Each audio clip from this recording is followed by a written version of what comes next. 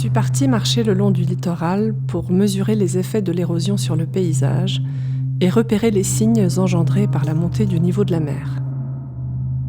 Quelques semaines avant de partir, j'avais demandé à Anne-Solange Muys de me lire les cartes et de m'enregistrer les descriptions géomorphologiques des endroits que j'allais traverser.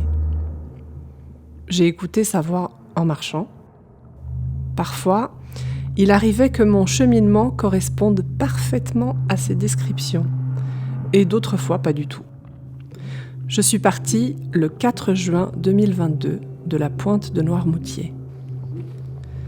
J'ai parcouru les salines et ce que j'ai nommé les petits jardins de mer, ces endroits verts et gorgés d'eau salée qui n'ont pas vraiment un aspect de marécage mais qui donnent déjà à voir cette incursion terre-mer. Alors tu vas voir, en quittant l'île de Noirmoutier, il y a une flèche de sable qui montre que les sédiments s'accumulent doucement mais sûrement. Peut-être d'ailleurs qu'un jour, l'île sera attachée au continent. Tu vas voir, c'est un paysage très rectiligne jusqu'à la première respiration urbaine. Les immeubles de Saint-Jean-de-Mont apparaissent comme un mirage. Et sur ce fond de Seine qui me paraît irréel, j'aperçois des pêcheurs de pignons, comme on dit en patois. Ils sont quelques-uns à creuser le sable à la cuillère en laissant derrière eux de jolies sculptures de sable mouillé. Plusieurs petits chemins vont de la ville à la dune et forment comme des cicatrices qui la fragilisent et la creusent. Toute la dune est à vif. On a l'impression d'une peau qui est très abîmée et très marquée. Le bord de mer est cimenté, enroché. Arrivé au Bois du Roi, le GR8 qui longe la mer est condamné à cause de l'érosion. Et comme le chemin est coincé entre la mer et les propriétés privées, impossible de trouver un passage.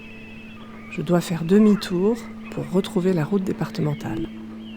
Le long du littoral, on voit également des épis. Ce sont des ouvrages constitués le plus souvent d'enrochements, qui ont été amenés par l'homme et construits perpendiculairement à la plage pour retenir les sédiments. La perte sédimentaire, c'est le premier signe de l'érosion. Le littoral a été exploité à partir des années 50 avec le début des congés payés et du tourisme balnéaire. On parle de développement d'une société de loisirs. Pour cette raison, tu verras, on y trouve, en plus de la plage, toutes sortes de lieux dédiés aux activités de loisirs. Des casinos, des hippodromes, des terrains de golf. La plupart des aménagements du littoral français sont relativement récents. En traversant Jars pour arriver sur mer, je m'arrête devant une jolie maison bleue sur laquelle je lis un écriteau qui dit « Construite en 1948, la Villa des Fleurs des Dunes était la maison la plus proche de la mer dans ce quartier. Devant elle s'étendaient les dunes de sable, les pins et les anciennes vignes qui montaient le long des troncs des pins, d'où le nom de Bois-Vinet. La villa en question se trouve à quelques 800 mètres de la mer. En voyant la quantité de maisons construites sur cette distance dans les 75 dernières années, nous comprenons bien que le problème n'est pas celui d'une mer qui monte, mais bien celui des humains qui avancent sur elle pour s'approprier des terrains qui sont, par leur nature même, mouvants et dynamiques, insoumis et indomptables. Plus on avance et plus l'urbanisation se densifie. C'est vraiment désastreux de voir que nous avons oublié la mémoire des anciens qui se protégeaient de la mer.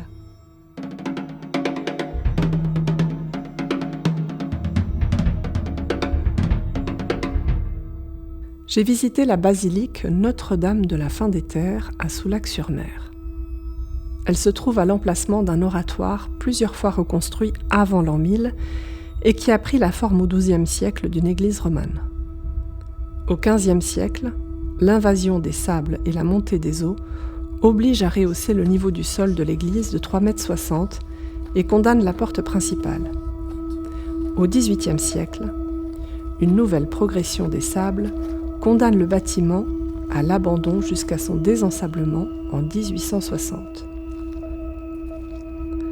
Ayant résisté aux aléas des vents, des sables, des eaux et des marées, nous pourrions aujourd'hui classer la basilique Notre-Dame de la Fin des Terres monument climatique.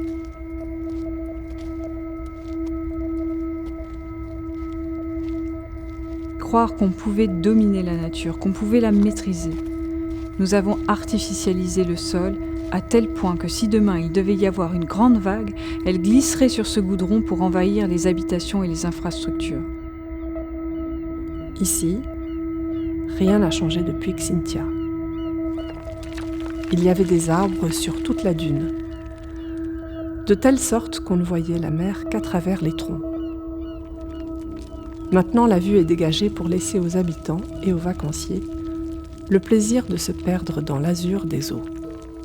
À cet endroit, tu vas arriver à la mer en longeant des cours d'eau le long desquels se forment des boisements ripisylves qui dessinent en quelque sorte le cours d'eau et coiffent le fleuve de végétation avant qu'il ne se jette dans la mer au niveau de Portsmouth. l'Aber est un enchantement.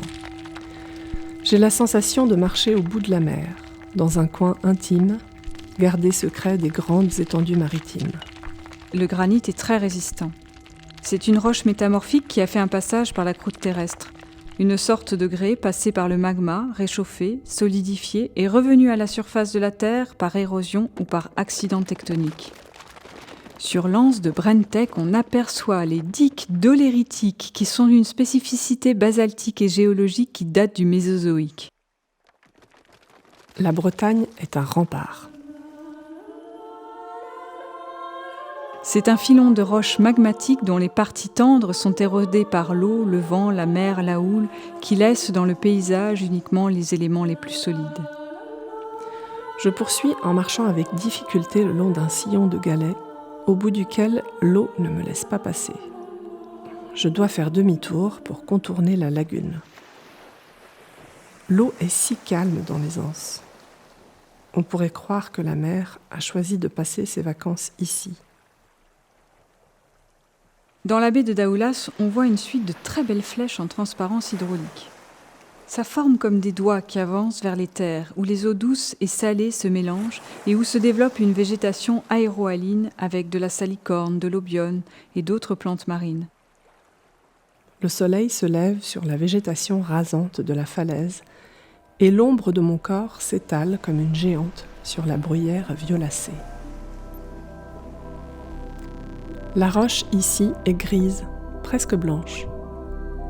Le plateau de la falaise est cabossé, abîmé par les bombardements de la Deuxième Guerre mondiale. Pour la petite histoire géologique, il y a 2 millions d'années, le Quaternaire a été marqué par une série de périodes glaciaires et interglaciaires qui a fait baisser le niveau de la mer. Il y a donc eu un recul de la mer il y a à peu près 100 000 ans à cause de l'extension des glaciers qui étaient seulement à quelques centaines de kilomètres au nord de Boulogne. On dit d'ailleurs qu'à cette époque, la Manche était un fleuve. À Boulogne, je commence à entendre des cris d'oiseaux et à part ça, rien ne m'indique que j'arrive en bord de mer. Je marche dans une zone d'habitation qui ressemble plutôt aux coulisses d'une ville portuaire. On dirait que les oiseaux ont gagné, que ce sont eux qui règnent ici. Les rues sont tapissées de leurs déjections et l'air est plein de leurs voltiges hurlantes. Là, tu vas arriver sur une très grande plage qui se trouve au nord de la ville. Le vent creuse et sculpte la falaise, en créant des formes parfois étonnantes. La falaise est identique à celle du Royaume-Uni, avec des strates de craie à silex blanche et bleue. Au niveau du cap Griné, mon téléphone affiche un réseau anglais. Au pied de la falaise, on retrouve les sédiments en silex qui ne sont pas effervescents, à l'inverse de la craie qui se dilue au contact de l'eau. La turbidité, d'ailleurs un peu crieuse, de la Manche est due à cette propriété de la roche. Et puis, à force d'être roulé par la mer et les vagues, le silex prend la forme d'un galet. Le silence est un sifflement continu ici. Les plages reculent à des kilomètres et les bancs de sable sont parfois interrompus par des lagunes verdâtres bordées de quelques roseaux. Des vêtements abandonnés sont les seules traces du passage des invisibles. Au nord-est de Calais, on revient sur les dunes. Il y a une zone d'étang. Ce sont peut-être d'anciennes salines. En tout cas, c'est une zone humide qui fait tampon, c'est-à-dire qu'elle protège le trait de côte comme une éponge. Le train arrive en gare de Hyères à 13h43. Je sors dans une chaleur moite. Je traverse un passage à niveau pour me retrouver dans une autre réalité. Maisons individuelles, clôturées, mais aussi des jardins et ce qui semble être encore des petites fermes. Gien est une ancienne île, comme les îles d'Hyères et du Levant. Ce sont en fait des morceaux détachés du continent. La presqu'île de Gien présente une spécificité unique en France, qui est celle du double tombolo. Je quitte Gien par l'ouest pour faire le tour de la presqu'île par la pointe des Chevaliers. La baie, ouverte sur la Méditerranée, protège naturellement ce petit coin de terre où les bateaux viennent trouver refuge. On a l'impression ici d'être entre deux époques, avec d'un côté un paysage de marais salants, plus traditionnel, qui maintient l'équilibre entre la culture et la nature, et d'un autre côté ce tourisme propre aux années 50-60, avec le développement d'infrastructures récréatives qui mènent à une surfréquentation et à une surconsommation du littoral. Tout cela dénature vraiment ces espaces et les fragilise. Je rejoins la côte au niveau du Gros d'Agde pour marcher vers l'est. La mer est endiguée de façon particulière puisque les enrochements sont disposés parallèlement au rivage et en quinconce, de sorte que tout le front de mer est barricadé. Cette configuration singulière distribue le sable de manière à former des plages en accent circonflexe. Cette vision d'apocalypse estivale est accentuée par des milliers d'insectes morts qui jonchent le sable mouillé. Au bout de quelques kilomètres, je baigne en plein délire architectural. La Grande Motte a été le complexe touristique qui a mis le feu aux poudres pour arrêter l'artificialisation du littoral.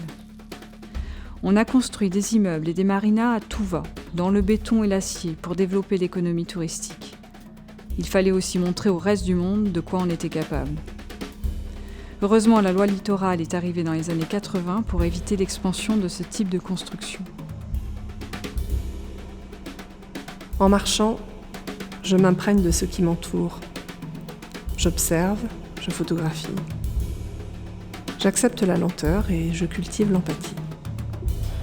J'ai pleuré en longeant des dunes décharnées.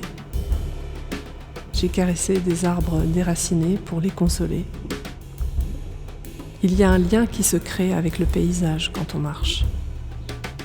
Les intempéries du monde creusent des cicatrices sur notre peau.